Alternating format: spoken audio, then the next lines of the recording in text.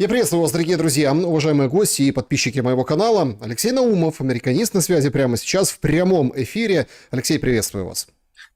Добрый день, друзья. Всех наступающим, всех рад видеть. Давно мы не общались. Если вам нужно больше общения, подписывайтесь на мой телеграм-канал alexeynaumov.внешпол. Внешняя, то бишь политика. Там, собственно, получается бывать чуть чаще, чем у Александра, потому что формат у Александра, что называется, такой грандиозный, полноценный, а телеграм позволяет быть более дозированным. Да, друзья, мы в прямом эфире. Сегодня у нас суббота, до Нового года все меньше и меньше времени, и все ярче и ярче события происходят.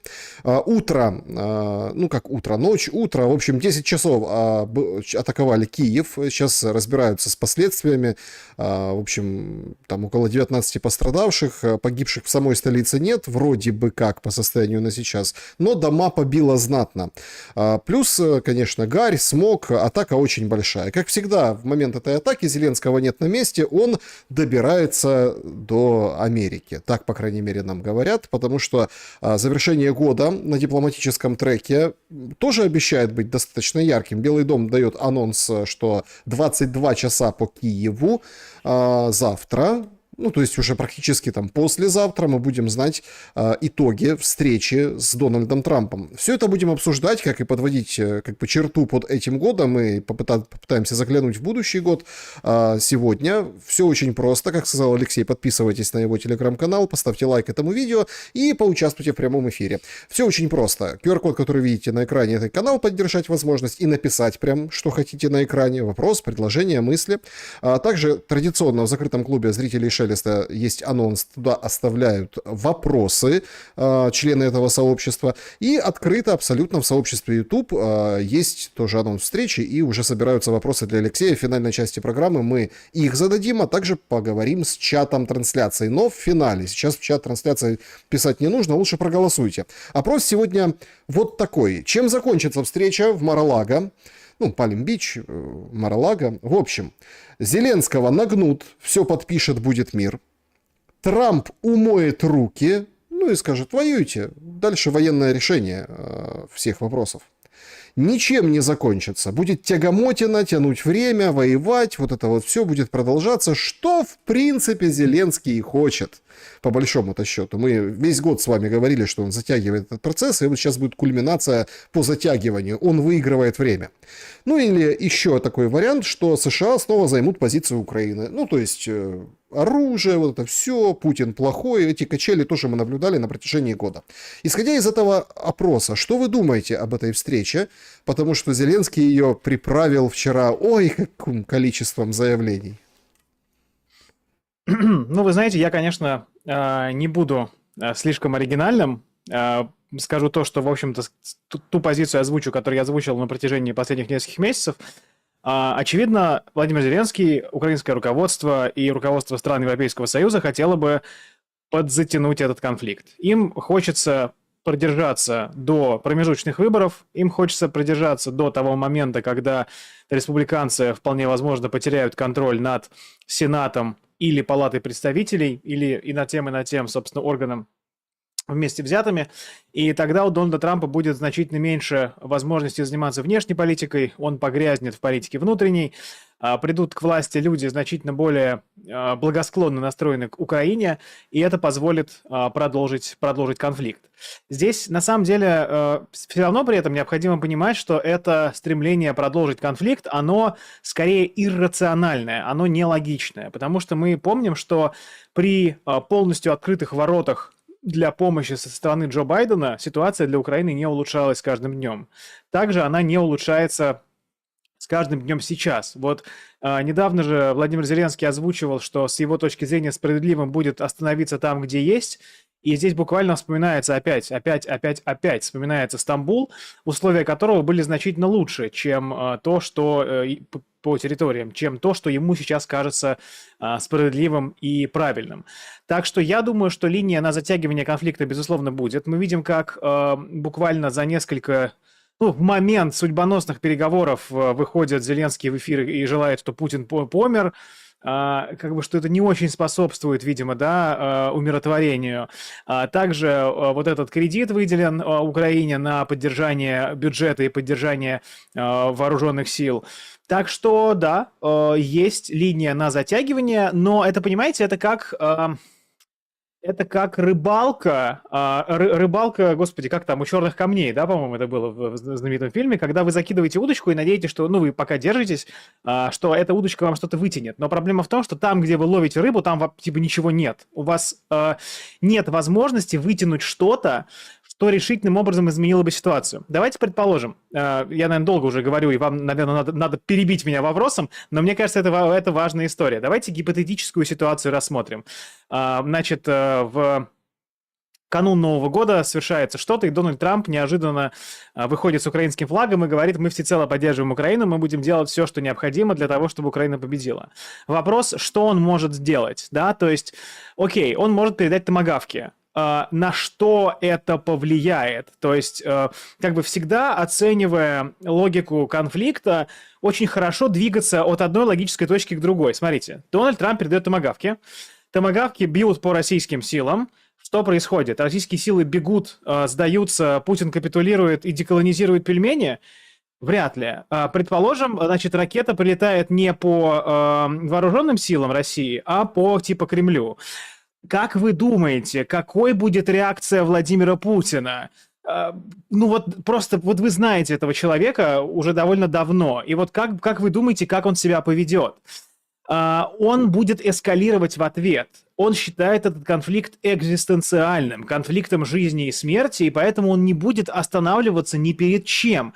Ни перед мобилизацией, ни перед полным переводом экономики на военные рельсы, ни перед, ну, то есть, как бы, какой вот в идеале вы видите вот этот сценарий развития событий? Его нет. И с каждым разом, с каждым месяцем ситуация для Украины на переговорах становится все тяжелее.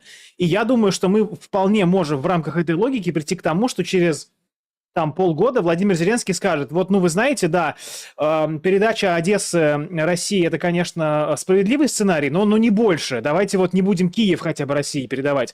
Ну, то есть, как бы простройте логическую цепочку, не мыслите идеологией, мыслите цинично. Мир циничный, плохой, довольно жестокий.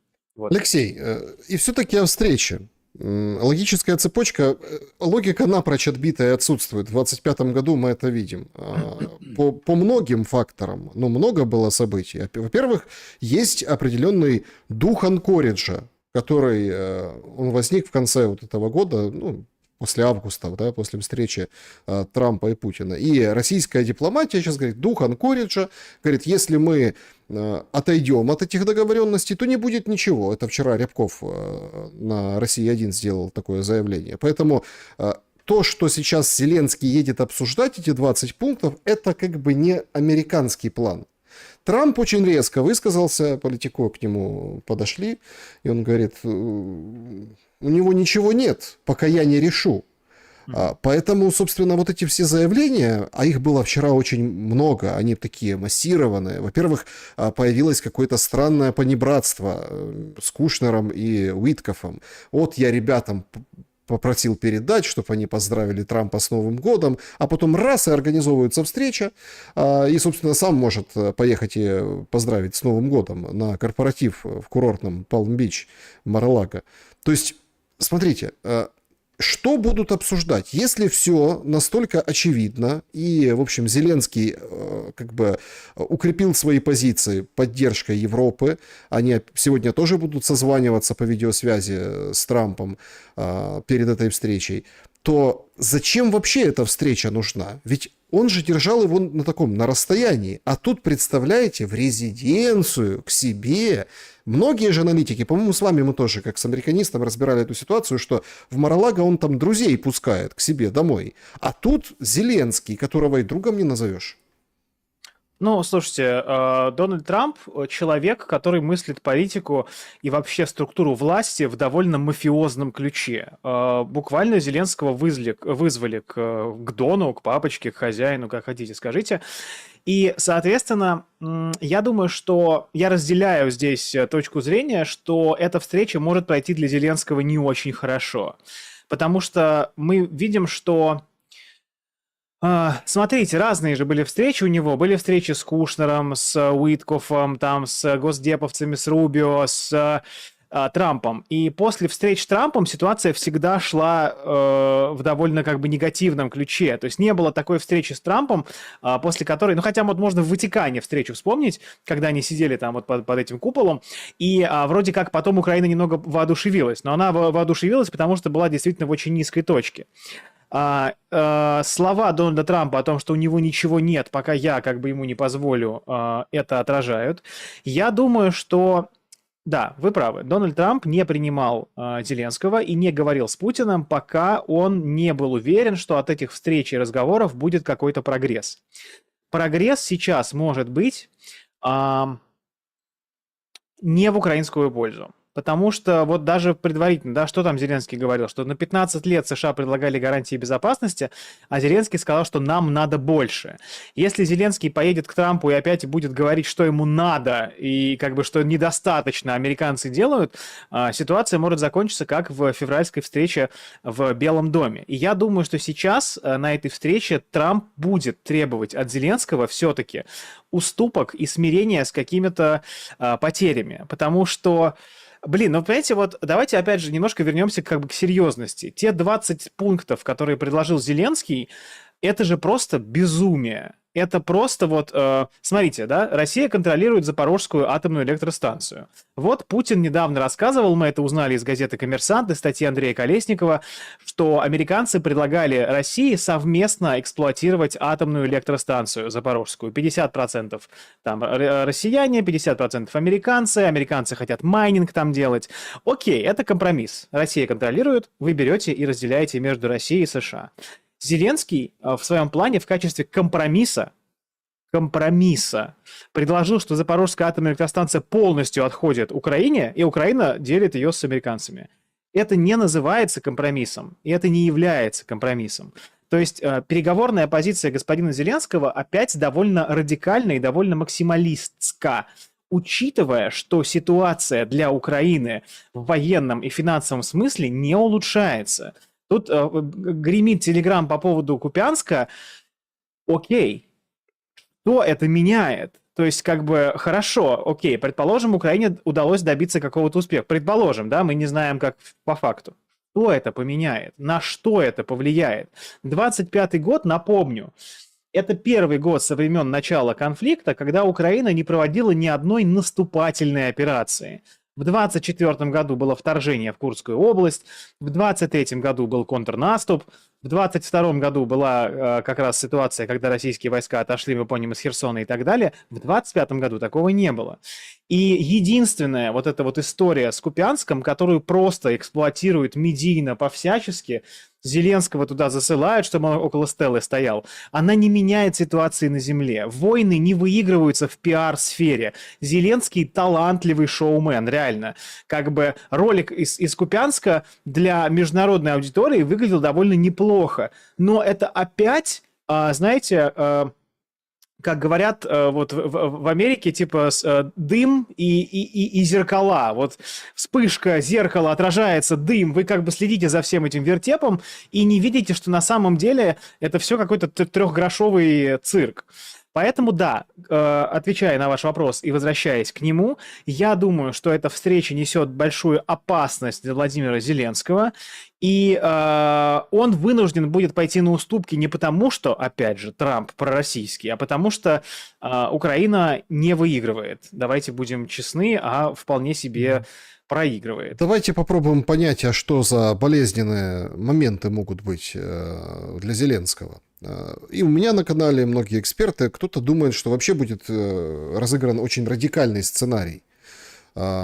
Чуть ли там не отставка Зеленского. Ну вот, я устал, я ухожу. Эта тема опять возвращается. Ее как бы обсудили все, но ее опять возвращают. в каком виде? В виде, понятно, вот этого волеизъявления. Референдум, выборы запустили сейчас искусственно во многом, но все говорят в Украине о выборах и о каких-то референдумах. Сам Зеленский говорит, я еду к Трампу, потому что у нас 90% как бы мы обсудили, но есть 10%, которые могут обсуждать только лидеры. То есть это такая, знаете, легитимация себя как лидера у Трампа. Да-да. Со мной встречаются, со мной обсуждают. 10% все понимают прекрасно. Это запорожская, ну вот эти территориальные вопросы, да, плюс, скажем так, вопросы там гарантий и так далее. Но тут же возникает вопрос гарантий персонально Зеленскому.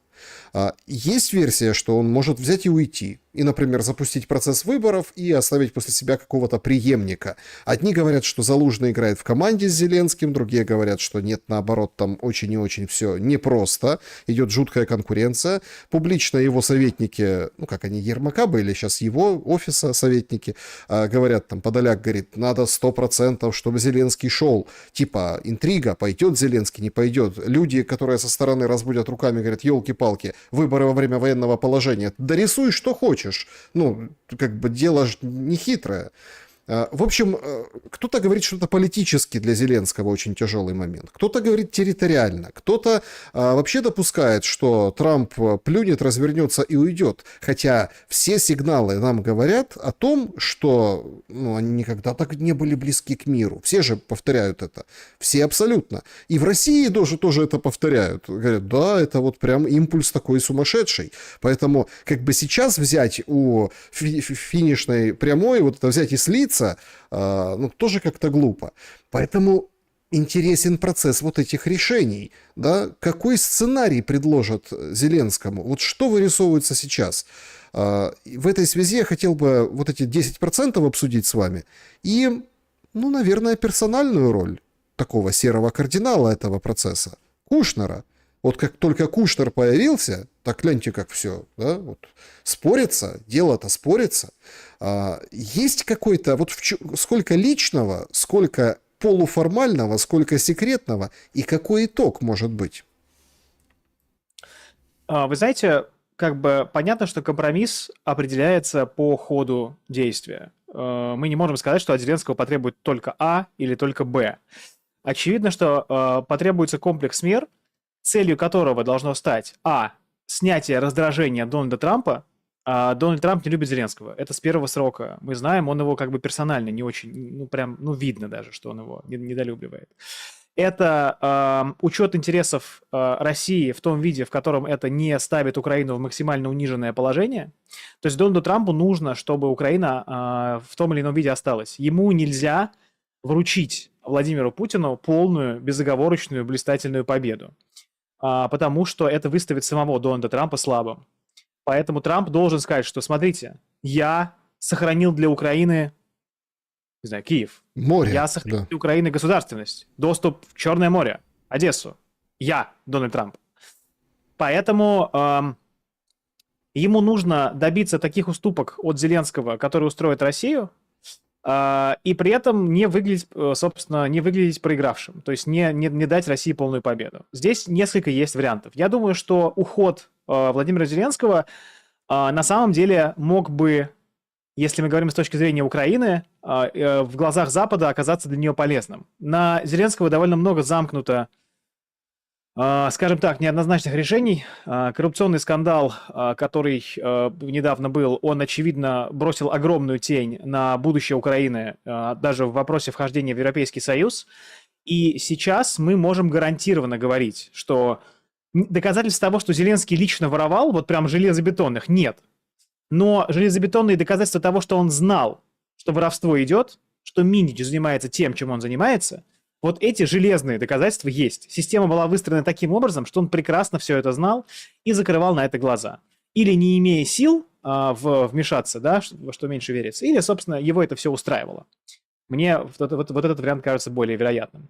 Поэтому я думаю, что, смотрите, вот я на самом деле согласен. Эта мысль озвучивалась не только мной в публичном пространстве, но и другими экспертами. Я полагаю, что по территориям можно договориться, сложно договориться, почти невозможно по вопросу Украинской Православной Церкви Московского Патриархата и по использованию русского языка по кодификации его статуса.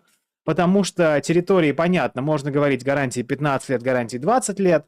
Зеленский же полагает, что вопрос языка и вопрос церкви – это вопросы краеугольные, вопросы нациеобразующие, да, и поэтому по ним никаких уступок быть не может. Здесь Ну, такая уникальная у вас точка зрения. Как раз-таки другие говорят, что это, в принципе, вообще плевое дело, потому что в сегодняшней Конституции вообще даже смеются, что Россия, получается, воюет за Конституцию Украины, чтобы она исполнялась по поводу языка и церкви. Да, Россия... Не, ну вы знаете, еще же интересный вопрос, что в том плане Зеленского, который был опубликован, есть, по-моему, 13-й пункт об антирасистском образовании в школах. То есть это, ну, какая-то дичь безумная, когда вам говорят, типа, ребят, русский язык и ОПЦМП. Вы такие, типа... Антирасистское образование, Black Lives Matter буквально, в жизни черных имеет значение.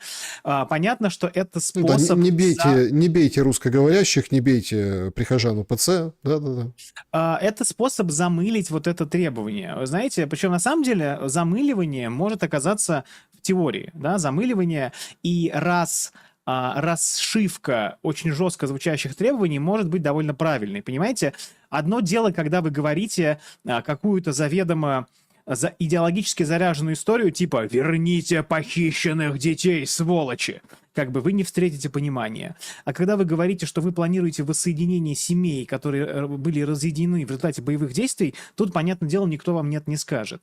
Но и я думаю, что вот эта история с антирасистским образованием была введена для того, чтобы попытаться замылить таким же образом вопрос русского языка и вопрос УПЦ-МП. Я не думаю, что Россия позволит это сделать. Она будет настаивать на этих формулировках. Почему? Про Трампа мы говорили. Давайте про Владимира Путина поговорим. Путину важно в этом конфликте из него выйти победителем. Он победил. То есть, ну, вот если мы сейчас смотрим на ситуацию, давайте мы, вот если, понимаете, всегда лучший способ назвать это не Россия, Украина, а типа страна А, страна Б. Просто вот вы закрасьте это все в белый, черный, красный, зеленый, синий, серый, какой угодно цвета. Отойдите от своих идеологических оценок. Да, удалось ли России там сменить режим в Киеве и так далее? Нет. Ставила ли она эту цель? Здесь вопрос, но... Все равно по итогу мы видим, что Россия значительно ближе к достижению своих военных целей, чем Украина. Поэтому Россия победитель этого конфликта. И очевидно, что это должно быть зафиксировано в итоговом мирном соглашении. Это важно не только потому, что Россия одержала, мы можем смело так говорить, уже практически одержала победу, но и потому, что для Владимира Путина это важный репутационный момент. И фиксация не только территорий, но и вот этого статуса русского языка, потому что мы помним, что русский язык был одним из главных столпов, на котором зиждилась вся военная операция. Да? Это не было придумано вчера, позавчера, это с самого начала был важный момент. И также Украинская Православная Церковь. Плюс это на самом деле хорошо стыкуется с европейскими теми самыми ценностями. Уж если вы хотите иметь отношение к Европейскому Союзу и к свободе, как бы европейскости, вы не можете запрещать русский язык. Нельзя даже ставить русский язык на Украине, или в Украине, как вам больше нравится, на один уровень там с венгерским, типа с языком национального меньшинства. Понятно, что на венгерском говорит национальное меньшинство венгров, а говорить о том, что на русском говорит некое национальное меньшинство внутри единой, гомогенной, да, вот однообразной такой Украины, это неправильно. Это же буквально способ заложить бомбу гражданского конфликта под эту историю. Потом, знаете, уйдет Трамп, уйдет Путин, уйдет Зеленский. И если вы будете вот эту систему апартеида буквально в собственной стране продолжать, я не уверен, что Украина получит свободное, стабильное будущее. Что нужно Украине на самом деле сейчас? Давайте как бы откровенно посмотрим. Нужно спокойствие, нужно некое процветание или база для этого процветания, да, чтобы туда могли пойти инвестиции, понятно, много чего нужно восстанавливать. И нужна какая-то безопасность. если Украина останется со стремлением в НАТО, если Украина останется с какими-то европейскими, американскими контингентами вооруженных сил на своей территории, если Украина останется Россией, антироссией, и останется страной, которая занимается дискриминацией огромной части своего собственного населения, не будет ни свободы, ни стабильности, ни безопасности. И это очень важно понять. Вы можете сколько угодно желать смерти Путину, всем россиянам, всем русскоязычным в своих, рождественских обращениях. Да? Вот конечно, я не могу назвать себя верующим христианином, но, в рождественском обращении желать смерти другому человеку, вау, вот это, конечно, как говорят международники, охренеть. Поэтому я думаю, что Россия будет настаивать на этих принципах. Компромисс, он подвижен. И, например, знаете, вот уход Зеленского, это было бы с точки зрения Украины довольно мощный плюс к ее позиции. Типа, ребят, да, Зеленский уйдет, его там приближенный его режим уйдет, но мы в ответ хотим, например, каких-то дополнительных там гарантий, защиты и так далее.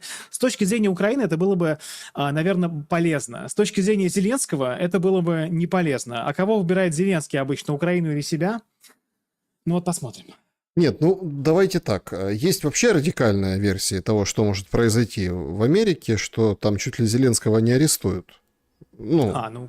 Нет, не арестуют. Нет, ну смотрите, понятно, что это все такая крайняя мера, но давайте тоже посмотрим на то, как развивается скандал вокруг Зеленского. Сейчас уже анонсируют до конца года новые пленочки, когда депутатам его президентской силы «Слуги народа» раздавали деньги в конвертах. Пленочки. Их опубличат и ряду депутатов вручат подозрения. Об этом уже ходят такие кулуарные слухи. Но, опять-таки, посмотрим, насколько мы видим, что этот поводок в руках у американцев.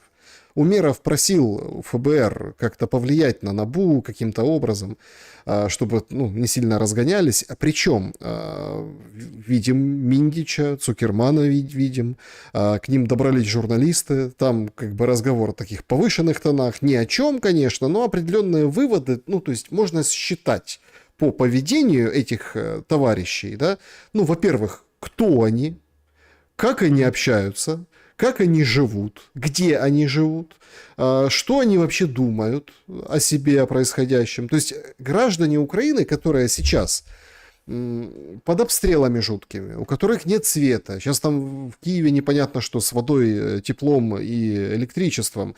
Там, где есть электричество, оно там скачет. Проще вытащить все с розеток и сидеть, что есть, что нет его, это электричество. Много где нет света, тепла. То есть и по Украине такая же обстановка. Тяжелейшая история на самом деле. А мы смотрим, как борзые эти друзья Зеленского, которые так и говорят, у меня нет никакого влияния, кроме того, что я друг президента. Понимаете? Они главное их назначили виновными, говорят, нас назначили виновными, но все прекрасно понимают, что это не Миндич-гейт, а Зеленский-гейт. Все прекрасно понимают, что за этими людьми, этими, скажем так, я без антисемитизма, но этими с украинцами. Наглыми, да, израильско-украинскими гражданами, или уже не гражданами, за ними стоит Зеленский. И этот удар по Зеленскому и этот поводок расследований о том, что помощь воровали, он же может быть каким-то образом Трампом использован. Но Трамп, видите как, он не комментирует практически, за редким исключением, одно упоминание было, и то потому, что демократы дали 350 миллиардов, а где эти деньги, непонятно. Такой риторический момент у него был в обращении. Как вы думаете, отразится ли это дело, сыграет ли эта карта? Потому что ее искусственно сейчас сдерживают. Конечно, сыграет. Это буквально ведь то, что мы с вами обсуждали во время моего ответа на прошлый вопрос. У Зеленского негативная репутация. У него в начале 22 года, после февраля 22 года, был огромный кредит доверия. Все моментально забыли, что Украина страна с довольно большим уровнем коррупции, довольно большим уровнем кумовства. И мы ведь знаем, да, недавно хорошее расследование выходило про то, что, по сути, Украина ну, не Украина как страна, да, тут не хочу оскорблять людей, народы и так далее. Украинское государство современное, оно изначально было выстроено как бы под коррупцию. То есть является ли коррупция недостатком, особенностью, или она является таким стержневым элементом, на который потом нанизываются политика, разные президенты, разные идеологии, чтобы позволить людям с интересными украинскими фамилиями, которых вы упомянули, позволить им воровать деньги. И понятно, что ведь господина Зеленского к власти во многом привел господин Коломойский. Помните же, была история, когда он при Порошенко вынужден был улететь из страны, а потом он привел Зеленского буквально для того, чтобы ему было проще попытаться вернуть себе Приватбанк, чтобы ему было проще заниматься разграблением буквально страны. Для него этот вопрос был главным. А что там Зеленский говорил про политику, про войну, это никого как бы не интересовало. Господи, деньги надо делать, какие здесь истории.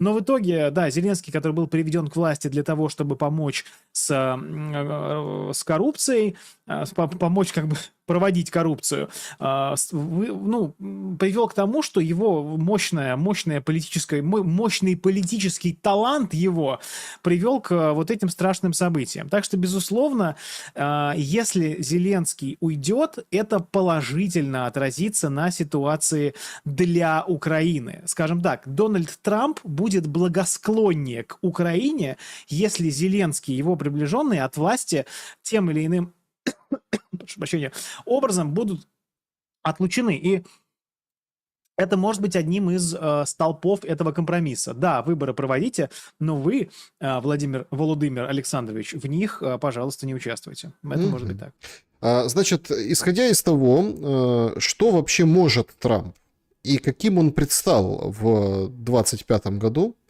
значит, вообще, конечно, образ миротворца, футбольная награда от ФИФА мира, Нобелевка, которую вот эту всю кружили, но в конце концов там оппозиционерка из Венесуэлы ее получила, и вот Венесуэла сейчас тоже такой, знаете, такой момент опасности или момент напряжения.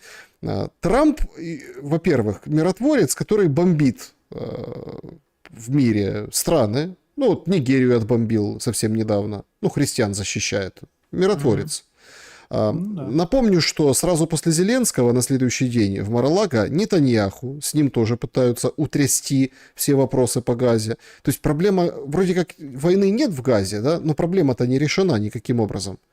Как вы оцениваете уходящий год для Трампа и насколько, вот мы же ждем, например, ну вот те, которые в предыдущем вопросе я говорил, радикально они готовы решать вопрос, имеется в виду, возьми Трамп и арестуй Зеленского. Не, ну а что, он приехал, взял и арестовал его, вот ФБР, доказательства. Представляете, какая мощная картинка будет? Да, это же все, это же нечто. Классно, пиар, все, взлетит Зеленского, Трамп арестовал Зеленского и так далее. Но мы видим, что он не способен на вот такие решения. Он о них говорит, но только говорит. Вот яркий пример — это Гренландия, ну или там Канада, новый штат Соединенных Штатов Америки. То есть все только на уровне разговоров. А зачем ему это? То есть, ну, ради красивой картинки? Да нет, это то, о чем я говорил чуть ранее. Дональду Трампу не нужно выглядеть человеком, который подарил России Украину. Ему нужно выглядеть миротворцем. Ведь у него же изначально была формула, что мирное соглашение будет проведено по в том порядке, который вызовет неудовольствие России и Украины. То есть им, обеим сторонам, придется пойти на уступки. Кому на уступки пойти не придется? Дональду Трампу, конечно. Поэтому, нет, слушайте, если он однозначно выступит на стороне России, он получит значительную долю критики изнутри страны.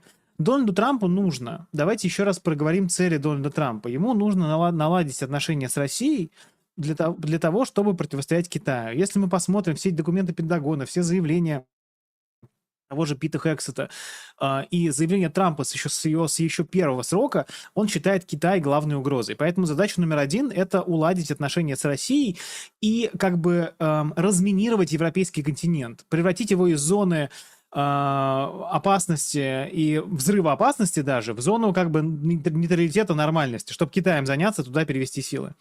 А вторая цель — это выглядеть миротворцем и выглядеть самым сильным политиком современности.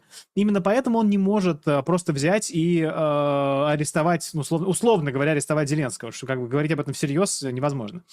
Вот. Ему необходимо заставить Зеленского пойти на компромиссы, но, но еще и так при этом, чтобы Зеленский спасибо сказал. То есть ему также нельзя допустить того, чтобы Зеленский вышел под камеру и сказал: Трамп нас предал.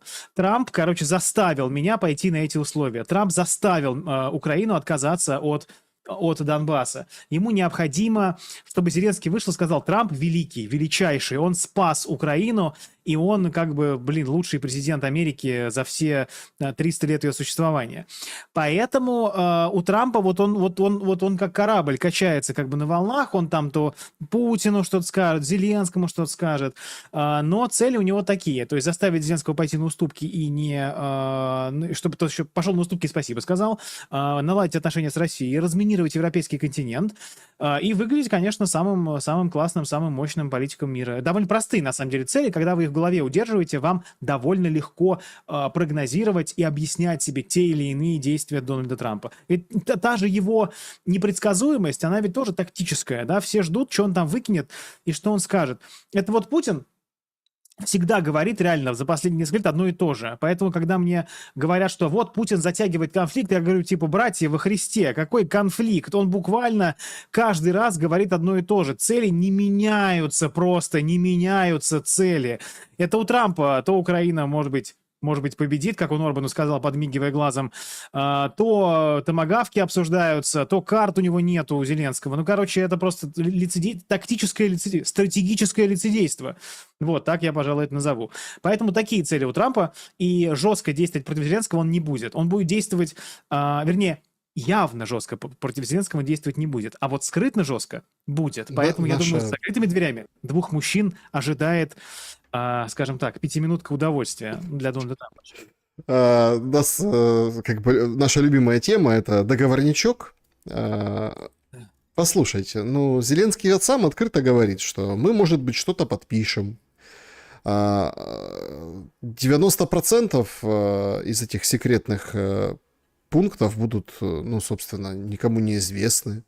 То есть мы вполне себе можем представить, что там что-то таки подпишут, а людям не скажут или скажут потом. Или тайная дипломатия в этих условиях невозможна? Мне кажется, она слабо реализуема в этих условиях, потому что довольно много, как говорят наши американские коллеги, стейкхолдеров, то есть участников этого конфликта, буквально акционеров.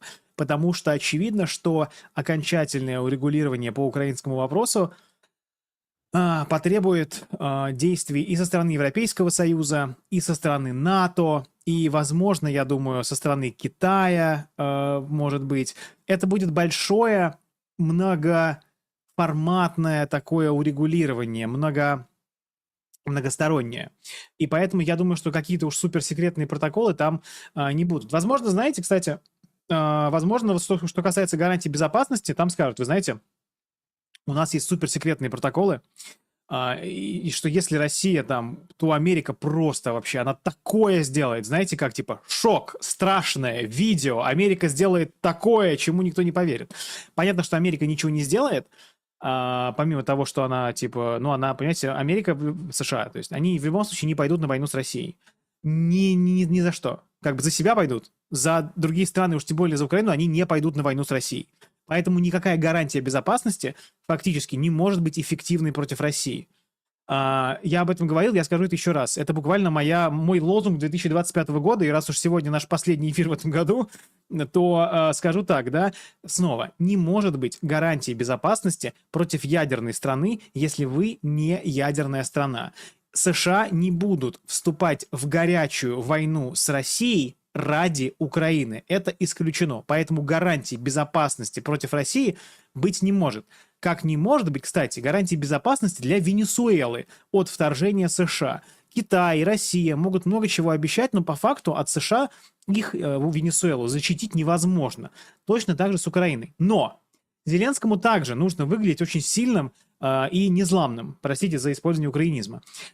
И он, очевидно, может использовать вот эту вещь, говорит, что у нас есть супер тайные секретные протоколы, что США сделают страшное. Поверьте мне, это супер крутая гарантия безопасности. И это позволит ему умаслить украинскую публику, украинских избирателей, которые тоже должны будут сказать, что да, вот это крутое соглашение нам Трамп устроил. Вот помяните мое слово, когда будет заключено мирное соглашение, все участники объявят себя победителями.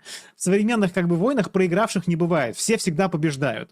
Все всегда находят такой способ обрисовать итоги, чтобы выглядеть победившей стороной. Поэтому это тоже может быть одним из таких, да. То есть такой секретный протокол двустороннего договора, да, там же они разделили эти документы на несколько документов, и один из документов — это двустороннее соглашение между США и Украиной по гарантиям безопасности. Ну, его вот еще надо в Сенате голосовать, кажется, или в Конгрессе. То есть... Все равно можно проголосовать его, но можно два пункта, скажем, не публичить для широкой публики, а опубличить их для сенаторов. Но что бы вы там ни написали, что Америка предоставит супер-пупер гарантии безопасности, это не сработает. Но звучать это может быть красиво. Секретные обязательства по защите Украины. О, как Да, звучит-то. конечно. Значит, Трамп сегодня пишет: теперь обнаружено еще 1 миллион страниц об Эпштейне. Министерство юстиции вынуждено тратить все свое время на этот сфабрикованный демократами скандал. Когда они скажут «достаточно» и займутся такими вещами, как мошенничество на выборах и так далее. Именно демократы работали с Эпштейном, а не республиканцы. Опубликуйте все их имена, огласите их, вернитесь к помощи нашей стране. А радикальные левые не хотят, чтобы люди говорили о Трампе и успехах республиканцев, только о давно умершем Джеффри Эпштейне. Просто Эпштейн. очередная охота на ведьм. О, Господи. 25-й год Да. это, конечно, очень серьезная тема, которая у всех на устах. Продолжится в 26-м? Удастся Трампу замять? Ну, Дональд Трамп здесь в деле Эпштейна действовал по очень эффективному способу. Если ты не можешь какой-то процесс остановить, возглавь его. Мы видим, что буквально под его руководством те файлы Эпштейна, дела Эпштейна, которые были опубликованы, буквально сформировали такую картину, что все эти файлы пробило Клинтона буквально. То есть я думаю, что он довольно эффективно это дело повернет. В эти документы выложат, да, 1 миллион страниц, и там Трамп будет выморан, а Клинтон будет не выморан. И поэтому, да, действительно, он эту историю некоторым образом загонит под ковер. И я думаю, что поляризующим моментом, опасным для него, да, то есть та история, которая может расколоть движение Make America Great Again, это, наверное, уже не столько Эпштейн, сколько ситуация с Израилем, с произраильским лобби, с отношением к вот этому America First, Америка прежде всего, к индийцам, иммигрантам. То есть буквально такой расово-националистический вопрос, а не дело Эпштейна. Я думаю, что вот это будет... Ну, посмотрите, типа, на Ника Фуэнтеса, да, человек с довольно радикальными взглядами, ну, прям такой, типа, а почему бы нам не смеяться над Холокостом, говорит Ник Фуэнтес, и говорит, типа, да, блин, это было давно, для меня какое дело, что у вас там было в Европе, чего вы про Америку лучше думаете? Ну, короче, этот человек набирает популярность, да, и я думаю, что вот такие культурные войны внутри мага-движения будут даже более актуальны для конфликта, чем дело Эпштейна сейчас. Но импичмент не грозит Трампу в 26-м году. Нет, не грозит, потому что нужно, чтобы все конгрессмены, ну не все, конгрессмены и сенаторы были против него, там нужно больше половины палат представителей, квалифицированное большинство Сената, короче, нет, не вариант, не ждем. Давайте детальнее рассмотрим, как изменилась за этот 25-й год Европа. Все закончилось тем, что не смогли влезть в российские деньги и оформить репарационный кредит, и все это превратилось в налог имени Зеленского. Ну, вот эти 90 миллиардов. То, что вы упоминали выше, что деньги-то есть, поэтому можно вот так крутить-мутить, шахер-махер устраивать Зеленскому, то есть на что опереться. Хоть это достаточно выглядит зыбко с точки зрения положения дел у европейцев. Макрон... то как бы вашим-нашим пытается юлить, придает Мерца. Мерц у самого ужас, что происходит в политическом смысле, там, внутри немецкой политики. Но, тем не менее, он вроде как выступает в поддержку Украины. Значит, но Германия самая пострадавшая сторона с точки зрения недополученной прибыли из-за российско-украинской войны. Это однозначно. Ну и, конечно, кукловоды британцы, которые там, да, наложили лапу и вот смотрят как бы на Европу со стороны, но вместе это такое явление 25-го года, коалиция желающих, да, вот надо понимать, коалиция желающих и сам факт ее создания не является ли, ну, началом конца Евросоюза? Ну, конечно, слушайте, буквально, знаете, категория лузер 2025 года это Европейский Союз, потому что Европейский Союз вошел в 2025 год уже в такой ослабленной позиции, но за этот год он продемонстрировал свою несостоятельность в качестве единого мощного игрока международной политики. То есть вот сейчас, например, под угрозой та самая чешская инициатива по боеприпасам, которая вроде там до 70% потребности вооруженных сил Украины в артиллерийских снарядах обеспечивает. Пришел этот Андрей Бабиш, и все, и как бы сейчас все под вопросом. То есть, может быть, он ничего не отменит, но у вас нет стабильности, у вас нет предсказуемости. И не смогли своровать российские деньги, слава богу, хоть какая-то кусочек разума остался у людей. Вот. Не смогли, ну, по сути, оказались отодвинуты от обсуждения мирного плана по Украине. Здесь, конечно, понимаете, большая трагедия в том, что в такой судьбоносный момент мировой истории лидеры, которые руководят значительной частью мировых игроков, оказались совершенно бездарными. Владимир Зеленский хорошо играл Черчилля, хорошо этот мундир напялил в 22 году, но если бы он был грамотным, мудрым, хитрым, циничным политиком, то, возможно, и не было бы никакого февраля 22 года. Да? Если бы он умел мыслить как бы стратегически. Я, тут буквально привожу, там, не знаю, просто из постсоветской истории нам всем известен Гейдар Алиев, который был буквально по советским партийным функционерам, руководителем КГБ, человеком очень пронырливым, циничным и жестким и хватким. И буквально, когда Азербайджан был слаб, он сказал, типа, все, фиксируем убытки, потом посмотрим. И как бы сила политика состоит в том, чтобы иметь возможность сказать народу: мы проиграли, мы не тянем. Сейчас давайте лучше мы не будем это делать, дальше убиваться об эту войну, а будем развиваться, торговать с Востоком, с Западом, будем вот этим перекрестком, будем жить, короче. Не цепляться за прошлое, а жить будущим.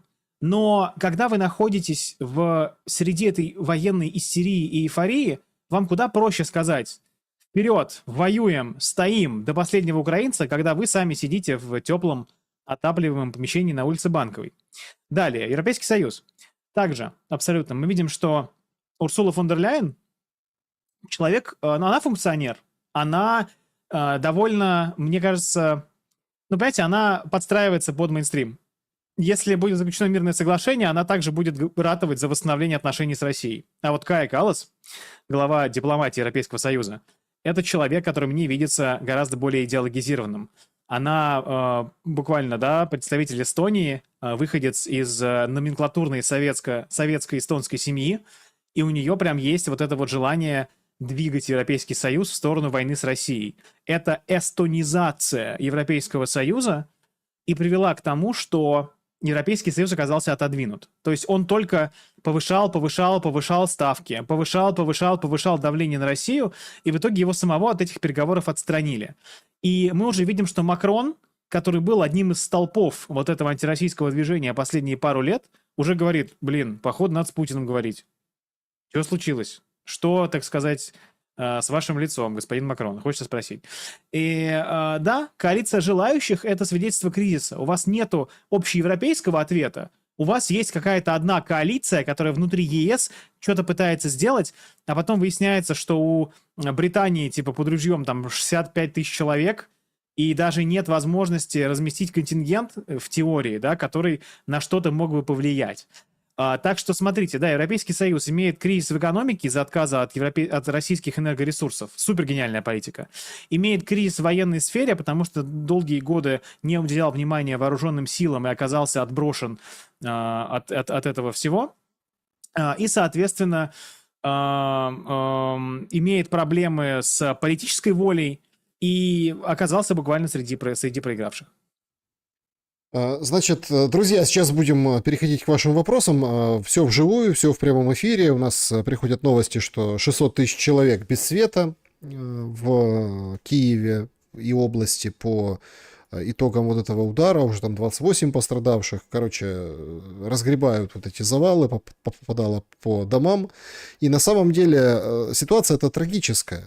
Выходит министр внутренних дел, а мне вот тоже до сих пор непонятно, да, вот эти министры, ну вот там Клименко, да, вот они выходят и вот на фоне руин говорят: смотрите, Россия продемонстрировала, что она не хочет заканчивать войну. Ну то есть просто вот на этих местах, где у людей горе, да, на эту квартиру там поколениями собирали, в общем, передавали друг другу, а ее нет. Никто ее не вернет уже. Потом смотрят и следят за восстановлением. Кому-то, куда попало там в начале войны, в дома, еще как-то отремонтировали что-то, а потом, ну, денег нет просто в стране. И все на это указывают. И вы знаете, ввиду этого кажется, что война уже зашла в такой неразрешаемый тупик, да? Вражда будет лютая, даже если условно силой всех сейчас остановить или силой продавить какие-то договоренности. Народы будут ненавидеть друг друга. В России тоже обстрелы, там, теракты, телефонные мошенники как-то так вербуют. В Москве тоже как бы ликвидируют генералов, каких-то полицейских, которые якобы там к чему-то были причастны. Это ГУР сообщает. И вы понимаете, ввиду этого как-то вот очень подозрительно выглядят последние заявления Зеленского, направленные в сторону Беларуси. Говорят, там дроны, которые летят и бьют, они оттуда тоже направляются или там подкорректируются. Там на пятиэтажках стоят какие-то антенны. Плюс еще тема с орешником, который там Зеленский говорит: я вам покажу, где у Беларуси стоит орешник. Ну вот вчера публиковали, там авиабаза, вот орешник, там 2 пусковые установки, просят еще там 10 штук. Ну то есть, и мы понимаем, что как бы очень близко мы находимся, если условно Мар-а-Лаго закончится ничем, будет очередной овальный кабинет или там Трамп умоет руки, уйдет окончательно, или поругаются они там, или наоборот, что-то произойдет, но подвижек не будет, и этот план 20 пунктов Зеленского, ну, понятно, Россия отвергнет, секретные не помогут договоренности, нужно будет расширять войну. Есть ли по итогам 2025 года у вас впечатление, что силы, ну вот здесь иссякло, надо включать новые территории, новые государства. Сейчас 2 точки, они опять обсуждаются, что, например, там публично Зеленский там открывает рот в сторону Беларуси, а на самом деле там 2 бригады собрал, чтобы Приднестровский вопрос решить, что очень важно, ввиду того, что мосты перебиты, там бьют, проблематичное движение, а Приднестровский вопрос, это как бы, вот вам, пожалуйста, ну там, да, собственно, новая, условно, граница, новые пути снабжения. Да, безусловно, я думаю, что, в принципе, господин Зеленский будет искать какие-то пути неконвенционального действия на поле боя, потому что, очевидно, сейчас Украина проигрывает, и ей нужны какие-то мощные действия, чтобы переломить ситуацию, чтобы с ее точки зрения обеспечить себе какой-то мощный прилив сил и репутации, и хотя бы представление о том, что у нее есть какие-то силы. Собственно, выступление Зеленского у Стеллы Купянска, оно именно про это. Показать, что есть еще порох в пороховницах, мы еще еще не умерла Украина, да, буквально говоря. Поэтому я думаю, что да, вполне возможно. То есть вот почему брошены, опять же, в Купянск, если читать Телеграм, какие-то отборные силы ВСУ, чтобы буквально, невзирая на общий фронтовой провал, показать, что где-то есть еще и позитивный момент. А если есть где-то еще позитивный момент, поэтому требовать от нас, господин Трамп, уступок не надо. Мы, видите, вот здесь выигрываем. Поэтому да, я думаю, что Белоруссия вряд ли, потому что нет запроса на это, я думаю, все-таки со стороны Украины, что еще сталкиваться с белорусскими вооруженными силами, какие бы они ни были, но они же есть, да, и у них тем Нет, более ну теперь тут же и смотрите, оружие. какая история. Можно там кого-нибудь заслать, чего-нибудь подорвать. Можно какой-нибудь удар донести, а потом сказать, ой, да, мы не знаем, это не мы. Можно диверсии там устраивать. А тут вопрос уже возникнет, как это будут разруливать на этом уровне. Я согласен с вами, что там условно, если прибавить границу белорусско-украинскую к фронту существующему, ну это все. То есть там, если Беларусь превратить и втянуть в войну, то там, ну, там можно, не знаю, там, метнуть гранату с границы, и она долетит до околиц Киева. Там очень близкое расстояние.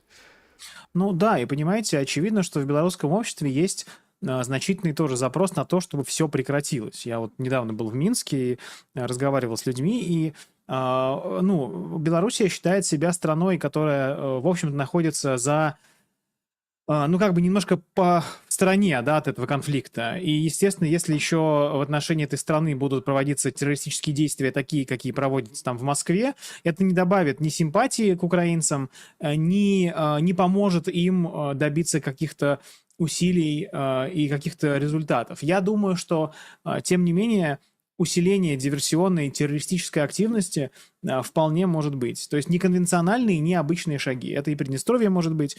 И, ну, мы видим, что теракты проходят в России, причем проходят, как обычно, каких-то вербуют маргиналов и заставляют их идти на теракты, на то, чтобы свою жизнь буквально под откос пускать. Вы Вон, знаете, у нас тяжелый разговор, ну потому что тема тяжелая, да, имеется в виду о войне. Но я, если честно, был поражен.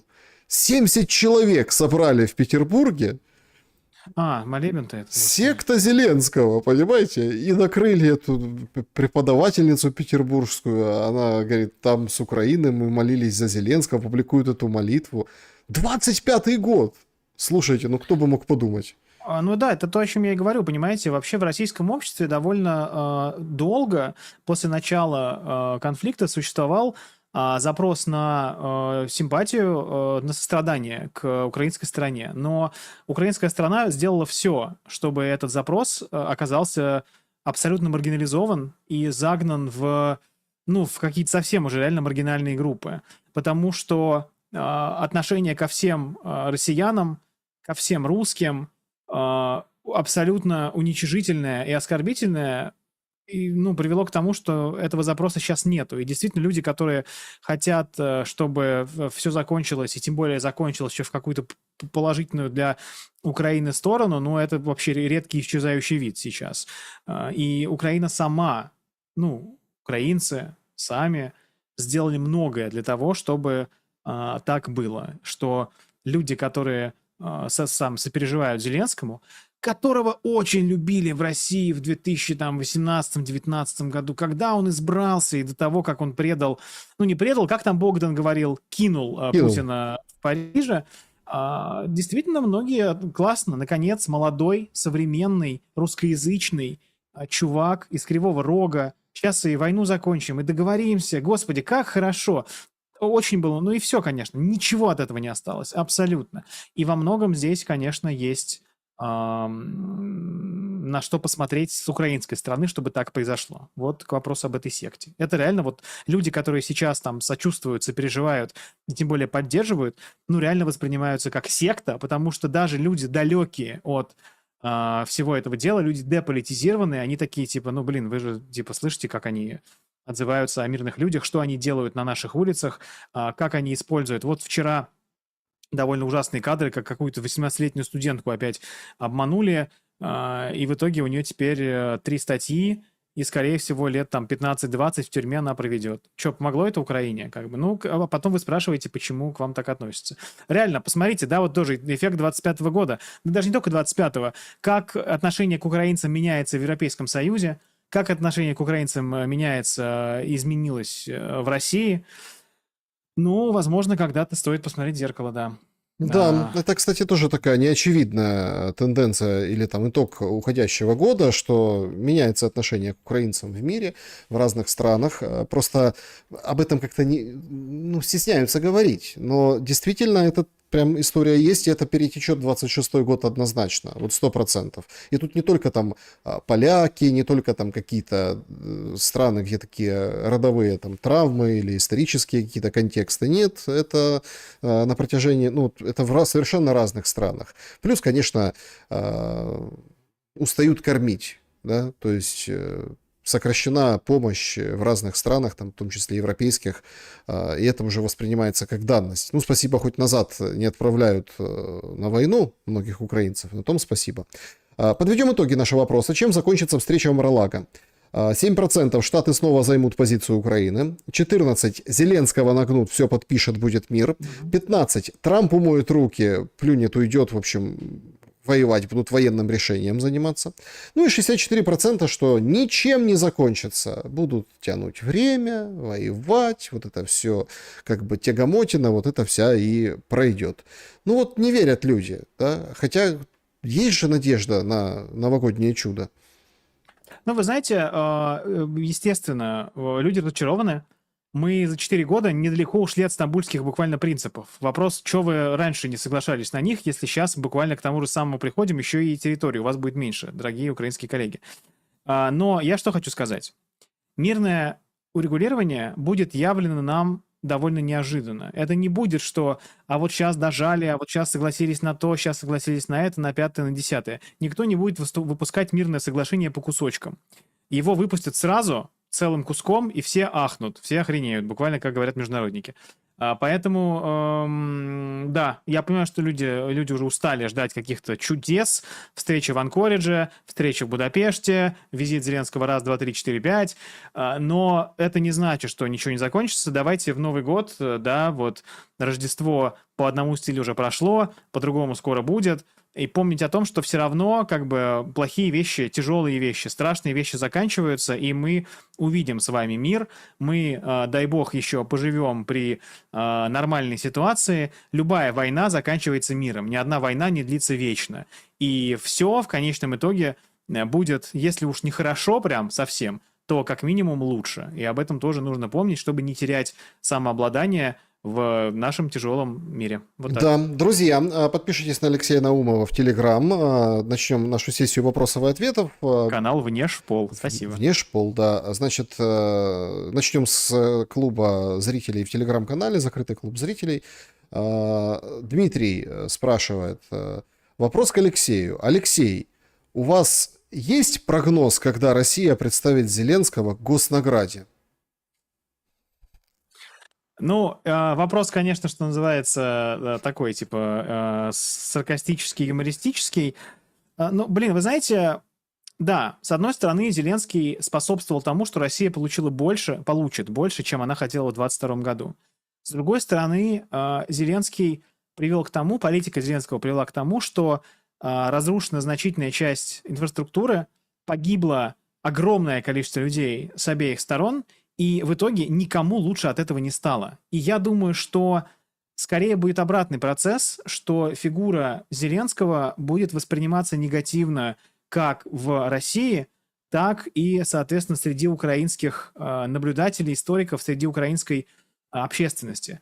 Потому что, понимаете, вот мы говорим, а ведь получается то же самое почти что в Стамбуле. Да, только уехали миллионы людей из Украины. Я не говорю про погибших на фронте, это трагедия в любом случае, но уехали миллионы людей из Украины, уехали женщины, которые останутся и будут рожать граждан других стран, и это тяжелая история. И я поэтому думаю, что не госнаграда, а как бы осуждение и порицание будет с обеих сторон. Вот так. Василий спрашивает, два таких у него вопроса. Дмитриев это точно переговорщик, а не турист? Оцените его появления и проявления в уходящем году. И второй вопрос. Должен ли политик, президент, дипломат иметь мораль, нравственность, вкус или только свою пятую точку? Дмитриев, хорошо отношусь к Дмитриеву, считаю, что это отличная находка для российской дипломатии. Понимаете, есть такая типа школа Громыка, знаете, что советский дипломат должен говорить по-английски с ужасным русским акцентом, типа speak English like this, so capitalist как will Сибига. understand. Как Сибига. Ну да, как Сибига буквально, тоже это советский дипломат, да, очевидно же, реально, он выглядит как советский дипломат. И это плохо воспринимается на Западе. Как раз человек, который... Вообще, западное общество, американское, оно, я не скажу расистское, но оно очень замкнуто на себе. И людей, которые выглядят по-другому и говорят по-другому, and speak English like this, они воспринимают их как каких-то типа, пигмеев, каких-то там этих самых, не аборигенов, а дикарей. А когда к вам приезжает человек, который выглядит как, типа, американец, который говорит нормально, вполне хорошо, они такие, вау, а эти парни не так уж сильно от нас и отличаются. Поэтому Дмитриев — это отличная находка российской дипломатии, как и переговорщик с американской стороной. И я думаю, что он сыграл свою роль и сыграет еще свою роль. И я думаю, что если мы скоро увидим мирное соглашение, то карьерные перспективы у господина Дмитриева довольно широкие. Шлем респект. Вот, что называется, здесь хорошо он сыграл свою роль, и я думаю, что мы еще его увидим. Кирилл Александрович, если вы смотрите этот эфир, вам большой респект. Второй вопрос, что политик должен иметь? Да, совесть, Конечно, мораль, да, или конечно, задница своя, да. да, политик должен, очевидно, иметь представление о добродетели. Я люблю Аристотеля, мне близка его как бы концепция добродетели.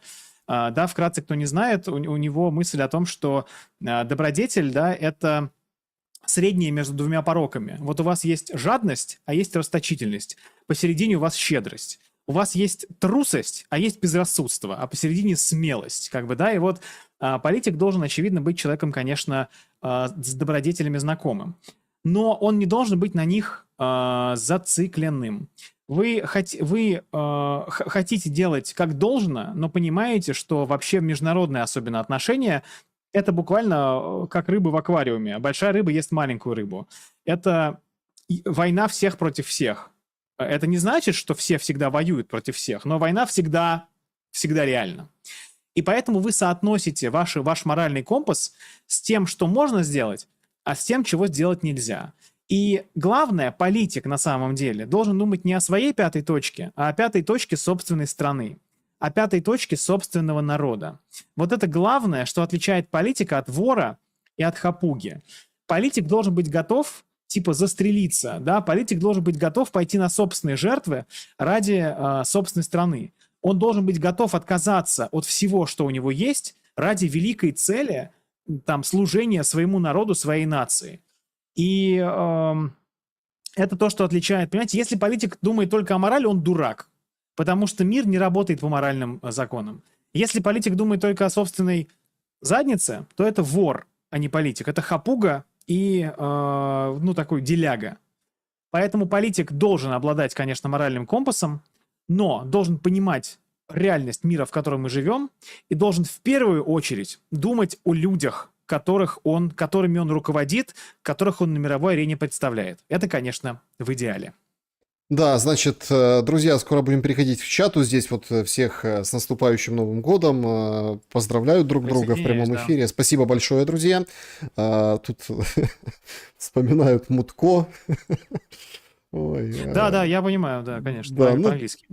По поводу английского, да. Спасибо, друзья. Сейчас будем к вам переходить. Пару вопросов из сообщества YouTube. Вот такие они. Добрый день. Вопрос. Алексей, а участие США в контроле за Запорожской АЭС – это разве не соглашение на ограниченный суверенитет от России? Страна, участвовавшая открыто и продолжающая разведданные, разрешение ЕС передавать купленное оружие в убийстве граждан России, будет контролировать стратегический объект на ее территории. Представить такое в США или Китае сложно? Ну, слушайте, давайте нанесем ракетно-бомбовый удар по Дональду Трампу. Ну, как бы очевидно, что это не является идеальным вариантом. Но Я буквально в Телеграме, телеграм-канал Внешпол, пора-пора-пам, написал мне последний пост вообще буквально о том, есть вообще какой смысл пускать американцев на Запорожскую атомную электростанцию.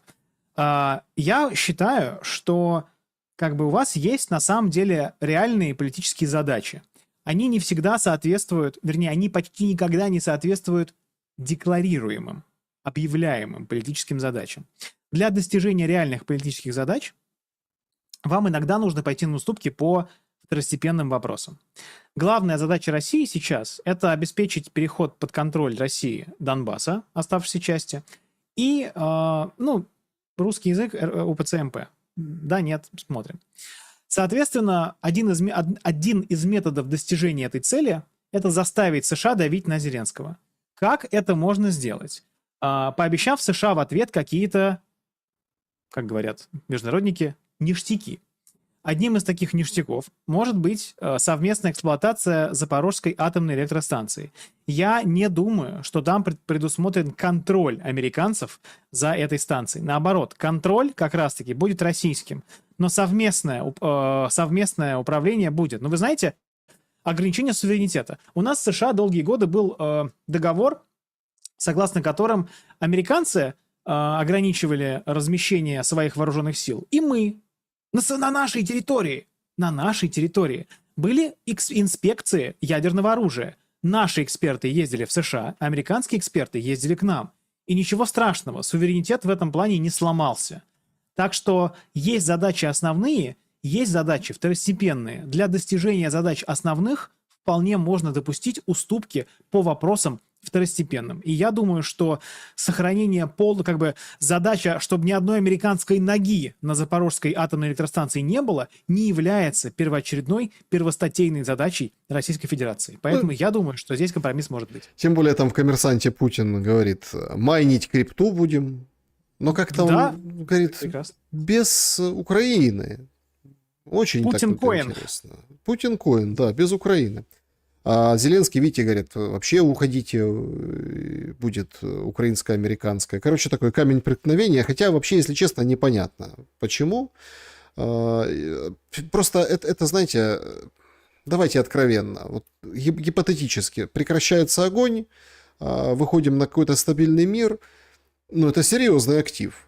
Уже там строят вышки под Запорожскую атомную электростанцию, ЛЭП, да, по югу в России. Поэтому лицензия Росатома была получена на эксплуатацию энергоблока ЗАЭС тоже. Ну, так что да, я не думаю, что Россия будет. Это прям такие показательные моменты. Оксана, а что за стереотип такой? Даже если Трамп проиграет большинство осенью, то последнее слово и подпись все равно же в внешней политике остается за ним. Я вообще не исключаю уход Трампа по состоянию здоровья и приход Венса, на которого вообще нет рычагов влияния, ни шантажа, ничего другого в виде Эпштейна. Что думаете?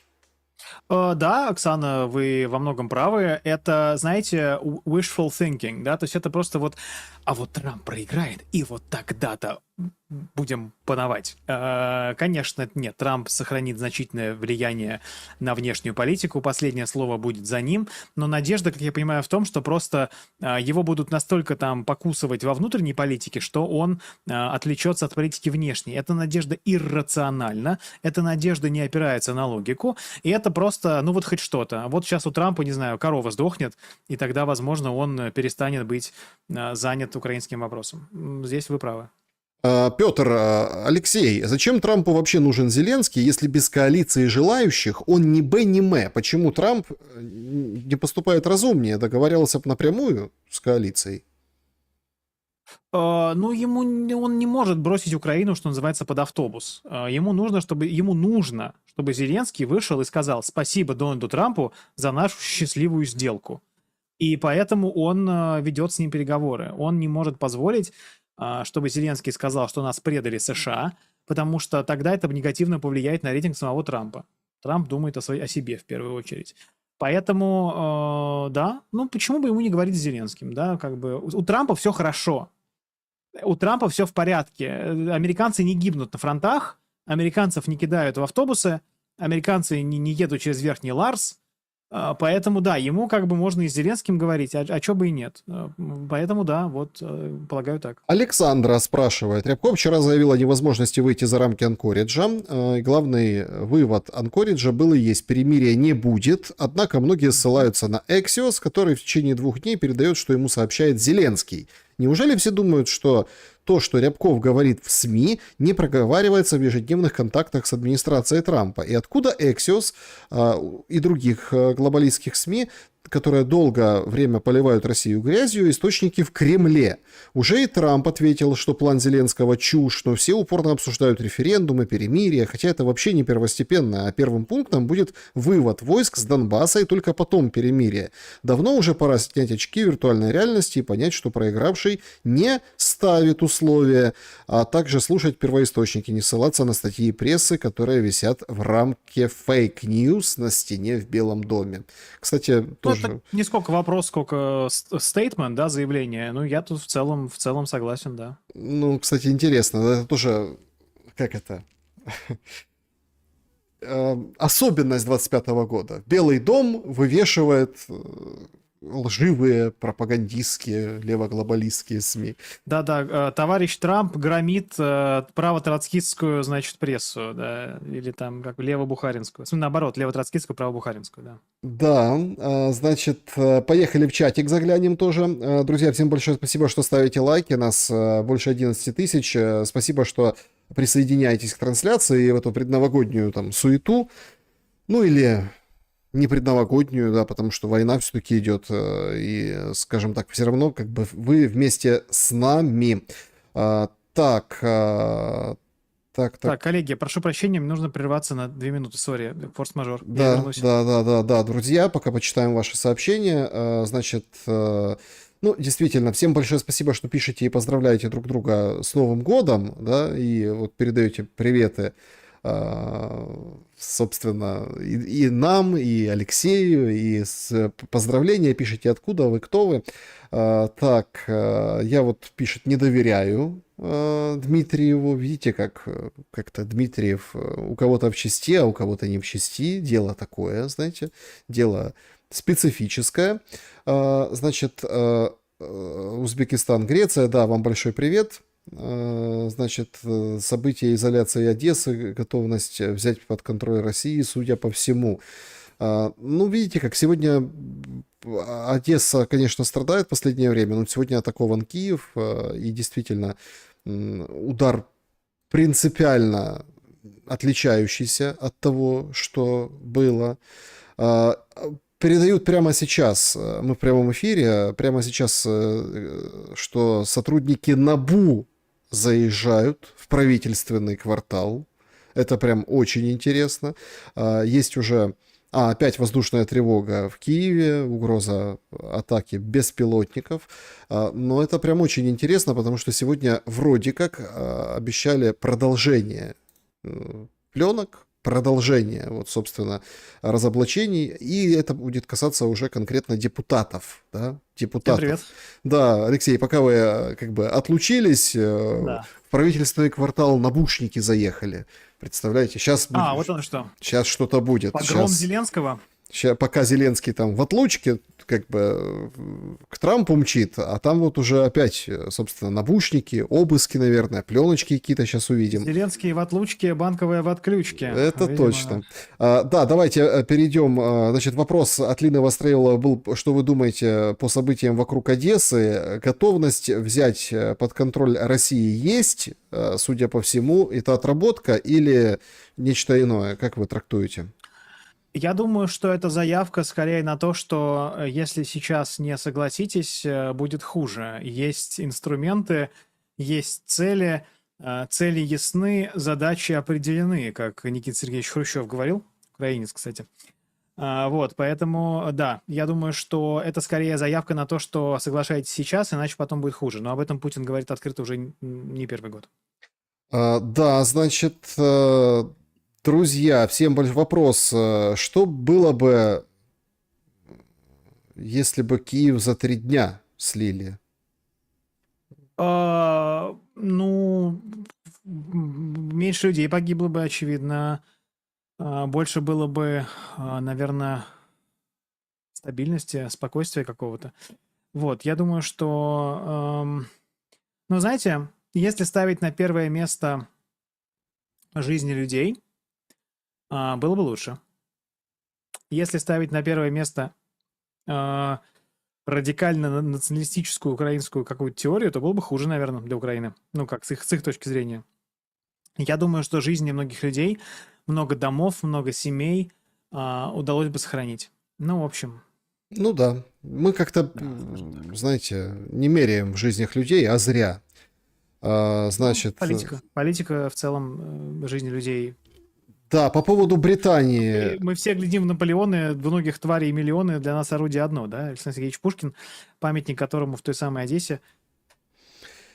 Ничего хорошего не ждет. Да, значит, Великобритания с Европой саботирует мирные переговоры через Зеленского. Могут ли они тягаться с русскими? Готовы ли к прямой войне? Я добавлю, что там бомбардировщик какой-то пролетал, истребители поднимали над Британией.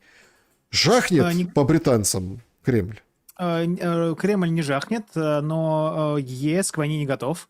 Их единственная надежда – это чтобы Трамп никуда не уходил и воевал вместо них. Они об этом как бы открыто говорят. Сейчас некая там военная промышленность, перевооружение.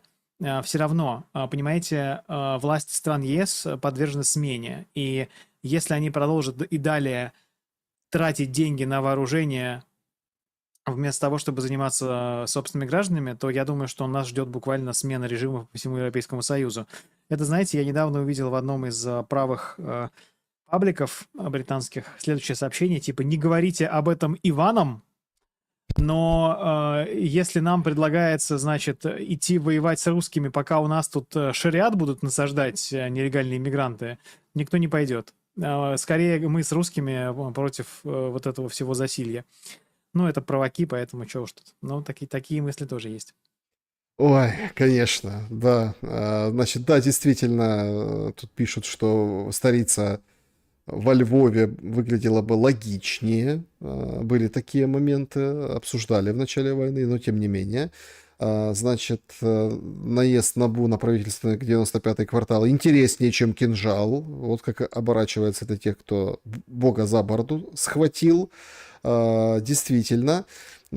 Так, друзья, всем большое спасибо за то, что сегодня побывали на нашем прямом эфире. И спасибо за то, что мы вместе были в этом 25-м году. Алексей, я благодарен вам за время, мысли и с наступающим. Спасибо вам, Александр. Спасибо вам, дорогие зрители. Спасибо вам, дорогие подписчики Телеграма. Спасибо всем, кто следит. Ну, слушайте, да, действительно, заканчивается 25-й год, и будем надеяться, что 26-й принесет нам все-таки умиротворение этой ситуации, принесет нам какое-то закрытие. Ну, поскольку уже можно, давайте уже, что называется, переходить на мирные рельсы, в мирное русло. Будем надеяться, что так и случится. Всех, правда, с наступающим. Всех, кто отмечал Рождество 25-го с прошедшим. Всех тех, кто будет отмечать 7-го тоже с наступающим. Что, знаете, вот я, опять же, не будучи человеком религиозным, скажу, что Рождество Христа такое хорошее событие, что не грех его отметить дважды. Это, безусловно, христианская традиция, христианская культура лежит в основе культуры русской, культуры украинской, нашей общеславянской культуры. Поэтому, да, пусть эти дни будут светлыми и принесут нам больше света всем. Спасибо вам, Александр, за ваше время, за ваши вопросы. Спасибо, друзья, что смотрите. Спасибо, друзья, что читаете. Ну, что называется, будем жить. Да, обязательно. Значит, по поводу, я вижу просто в чате, значит, шум финальный 25-го года будет завтра в прямом эфире. Также сегодня еще выйдет 2 видео, и, конечно, начало следующей недели обещает быть очень интригующим. Прям вплоть до Нового года Не дают нам отдохнуть. Будем на связи. Точно так же и у Алексея в Телеграм, и с его тоже. Не дают, правда, не дают. Всем большое спасибо, что подписаны. Берегите себя и друг друга. Всех с наступающим Новым годом. Добра и света.